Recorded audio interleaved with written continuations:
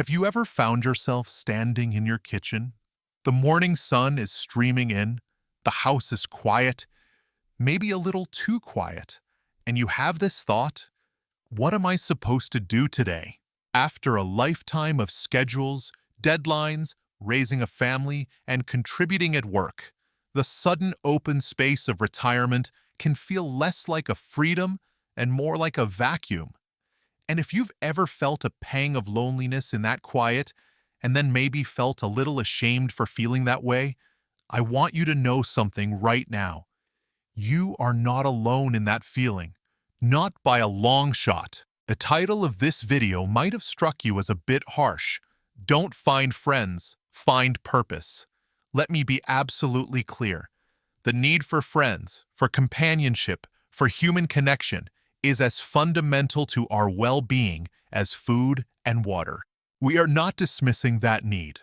In fact, the entire reason we are here today is to talk about the single most effective, scientifically backed strategy for building real, lasting, and meaningful friendships in this chapter of your life.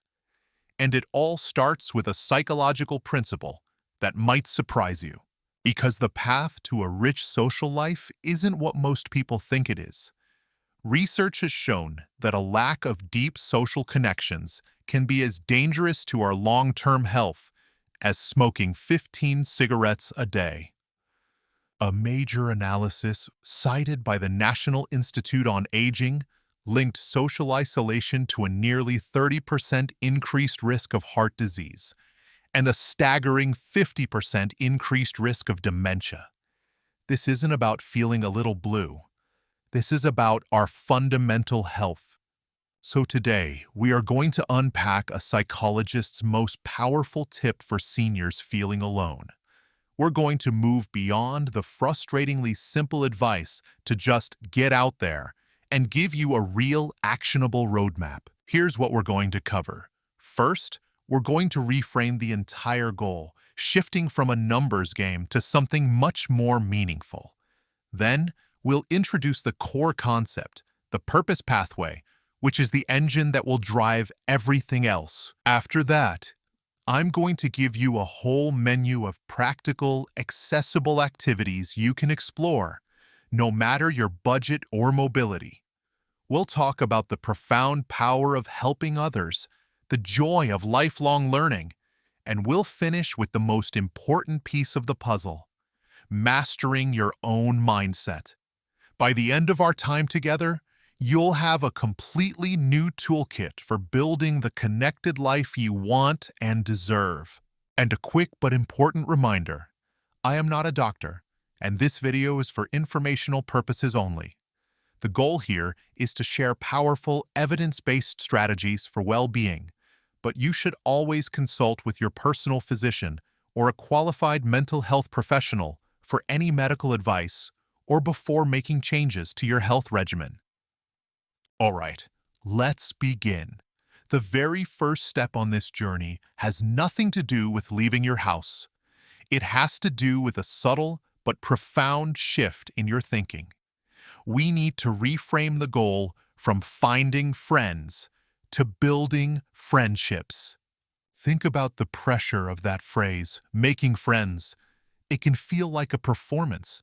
You go to a party or a senior center mixer, and it's like you're supposed to be collecting contacts, handing out your number, and auditioning for a role in someone else's life. It can feel awkward, transactional, and honestly exhausting, especially if you're more of an introvert. It's no wonder so many of us simply decide it's not worth the effort. But here's the truth. What we're all truly craving isn't just a list of people we can call friends. What we crave is the experience of friendship. A friendship isn't a thing you acquire.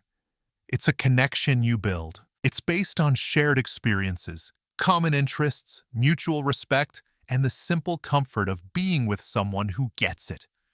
As an article in Psychology Today so wisely points out, true friendship is about quality, not quantity. It's not about how many people show up to your birthday party.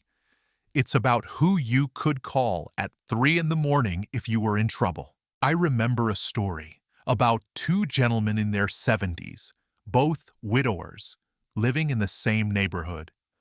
For a year, they'd give each other a polite nod on their morning walks, but nothing more.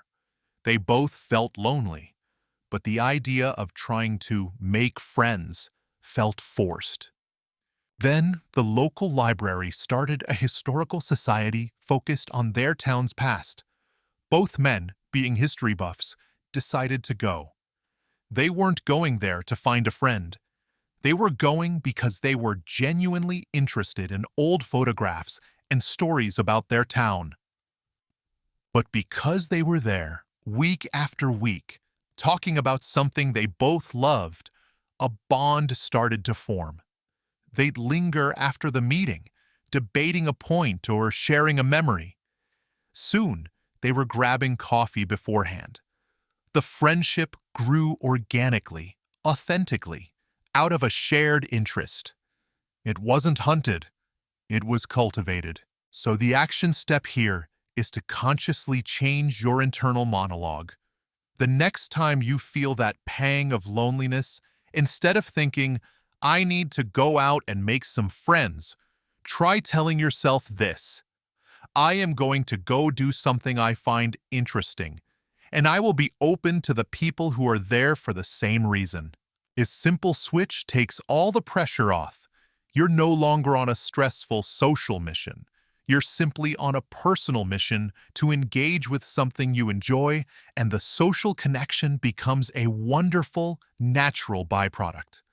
This mental shift from hunting for people to engaging in activities is the absolute core of what we're talking about today.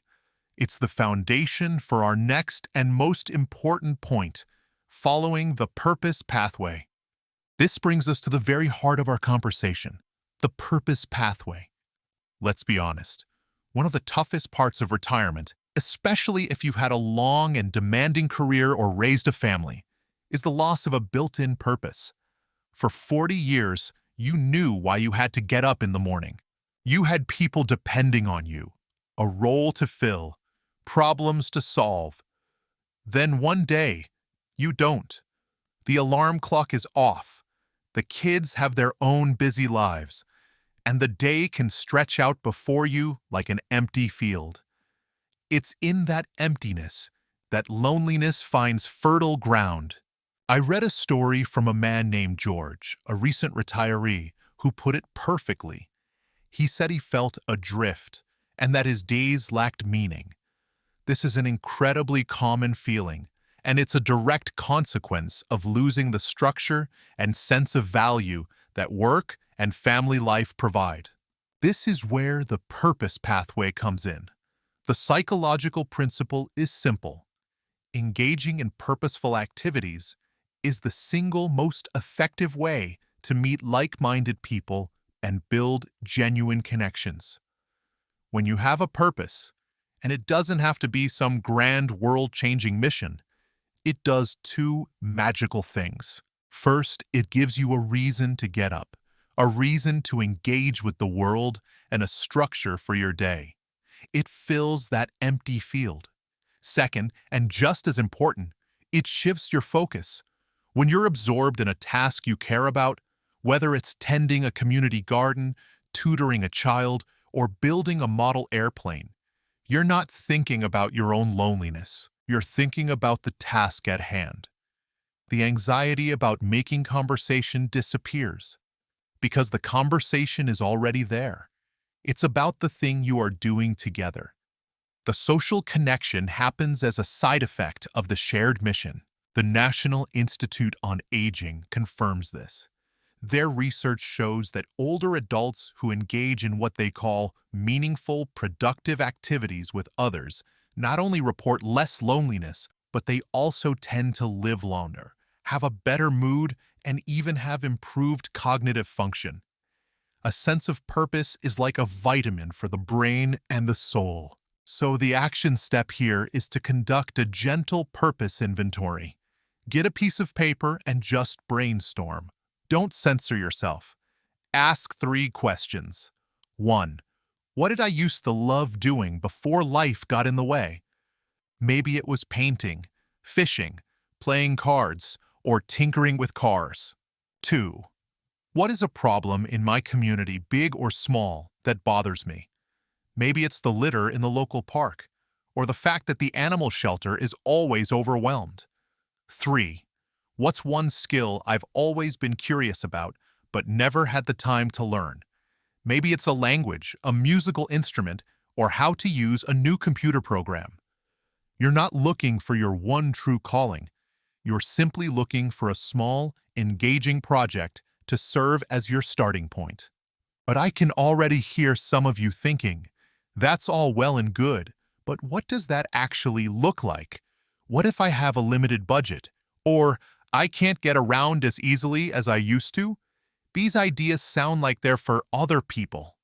That is a completely valid and important point. Strategy isn't useful if it's not practical, and that is why our next section isn't about theory. It's a menu of very real, very accessible ideas you can start with today. Think of this next part as a buffet. You don't have to like everything on offer. The goal is just to find one or two things that look appetizing to you. We've broken them down to address the most common barriers: cost, mobility, and feeling like your skills are no longer needed. Let's start with low-cost and community-based options. If your budget is a concern, your local public library is your absolute best friend. It is so much more than a place with books. Most libraries host free book clubs, which are a phenomenal way to connect. You all read the same book, so you immediately have a deep, shared topic to discuss. There's no awkward small talk. You're there to talk about characters and ideas. Many libraries also offer free classes, guest lectures, or film screenings. Similarly, check out your local senior center or community center.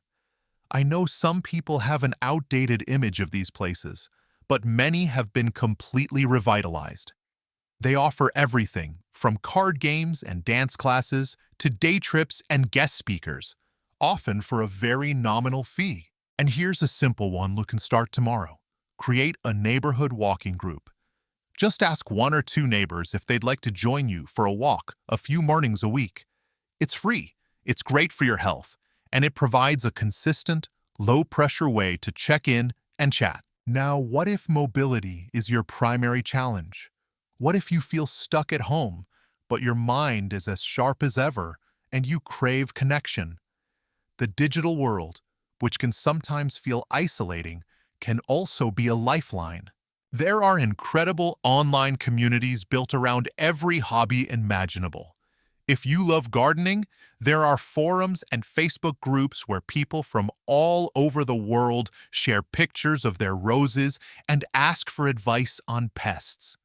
Websites like Buzz50 are designed specifically for people over 50 to connect and chat.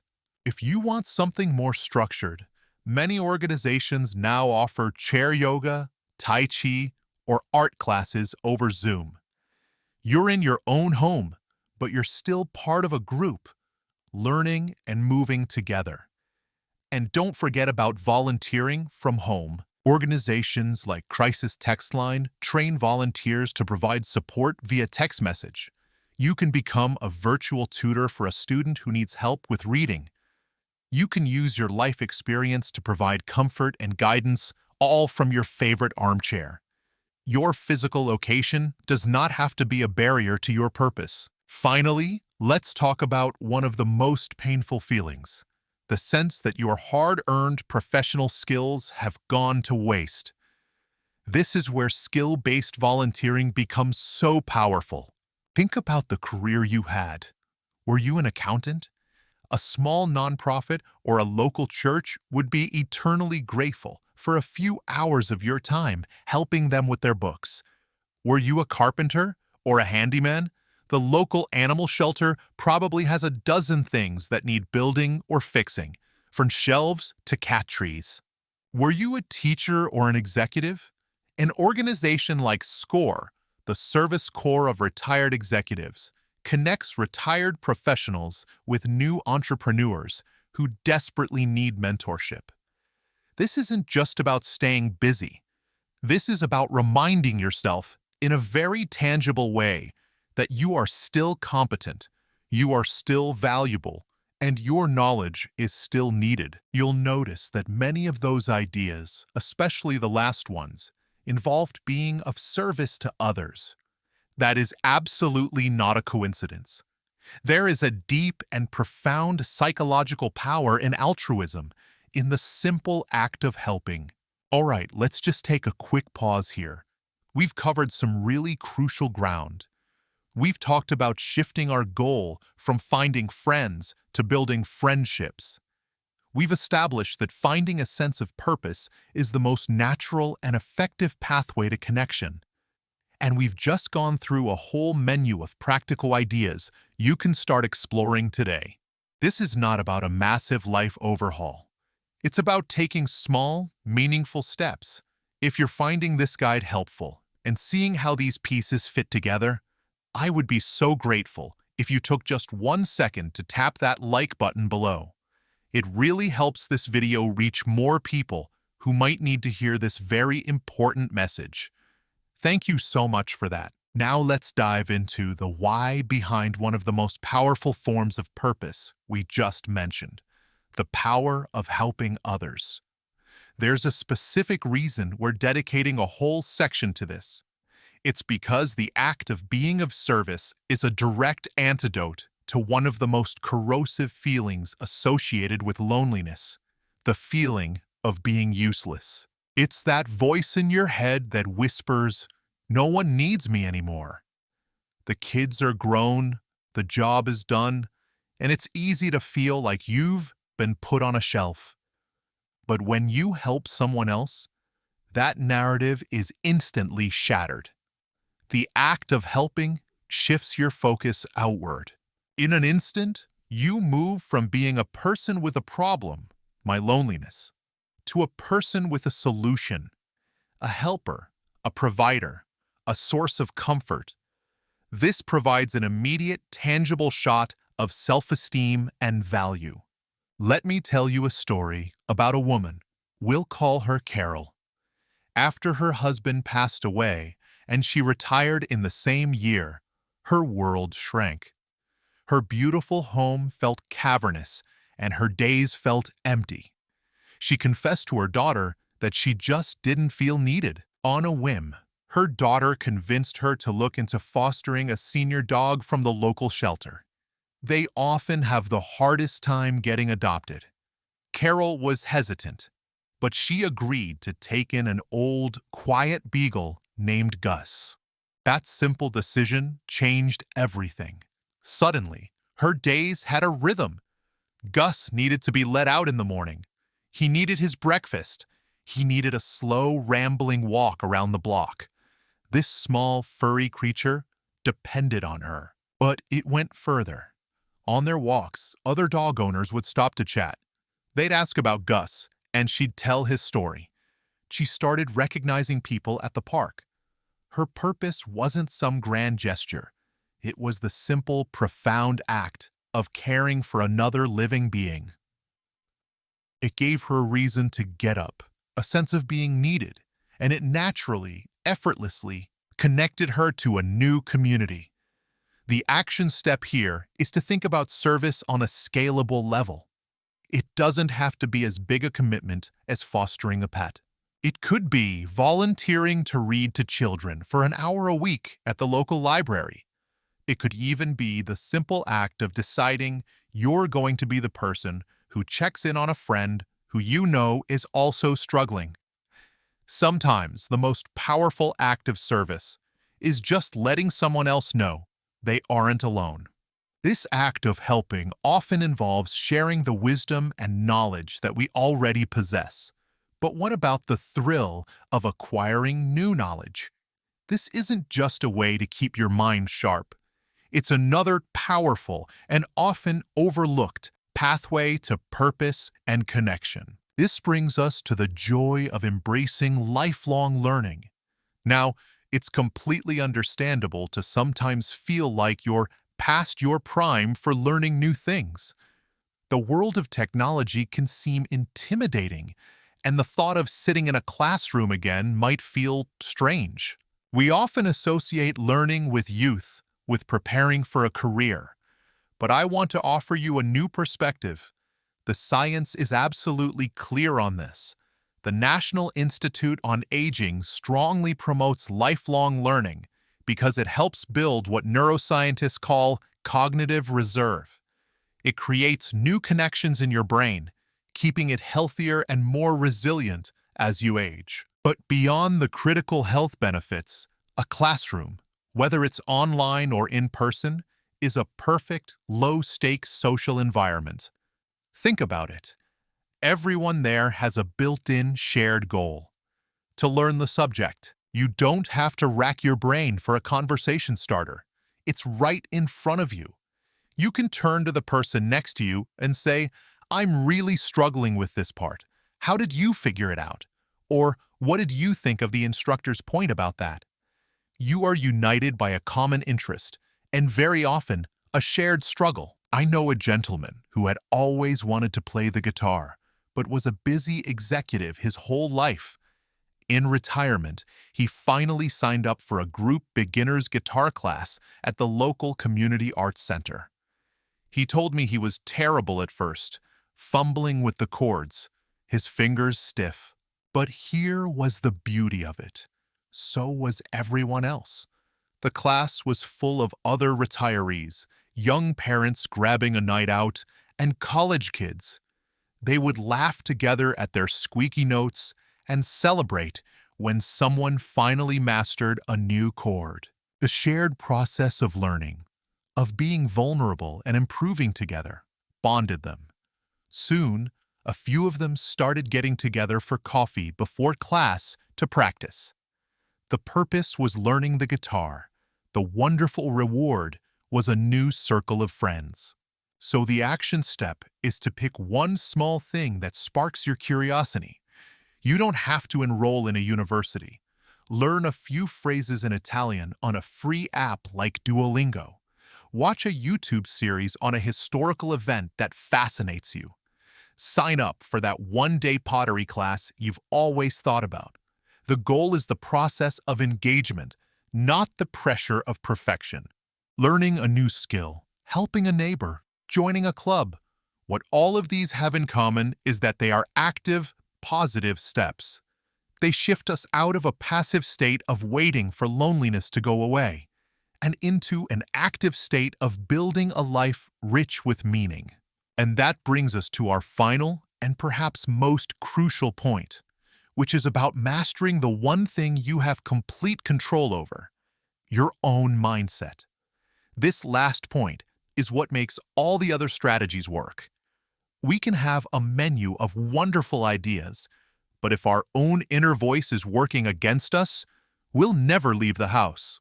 I'm talking about that internal narrator that might say things like, "I'm lonely because there's something wrong with me," or "No one wants to be friends with an old person," or "If I reach out, I'll just be a bother." These thoughts can feel incredibly real, but they are often just distorted stories we tell ourselves. There is a powerful concept in psychology that suggests that tackling these negative thought patterns can be even more effective than simply trying to increase your social contact. Why? Because when we blame ourselves for our loneliness, we feel shame. And shame makes us want to hide and withdraw, which creates a vicious cycle that proves our negative beliefs right. We have to draw a line between the feeling of loneliness, which is a normal human emotion like hunger or thirst, and the identity of being a lonely person. Imagine two people in the exact same situation. A new family moves in next door. Person A thinks to himself, "I should go say hi, but they look busy. They're a young family. They won't want to be bothered by an old guy like me. I'll just stay out of their way." His focus is entirely on his fear of rejection. Now consider person B. He has the same initial thought, but then he challenges it. He thinks, They're new to the neighborhood. They probably don't know the trash pickup schedule or the best local pizza place. It would be a neighborly thing to go introduce myself and offer some helpful info. Do you see the difference? Person B's focus is not on his own potential for rejection, but on an act of service. He has a purpose for going over there. This small shift in thinking dramatically increases the chances of a positive interaction. The action step here is to practice something called cognitive reframing. It just means catching your negative thoughts and actively challenging them. The next time you catch yourself thinking, "No one has called me all day, I must be a burden," stop and consciously reframe it. Say to yourself, "I'm feeling disconnected today." That's a signal. What is one small, active thing I can do to feel more connected to the world?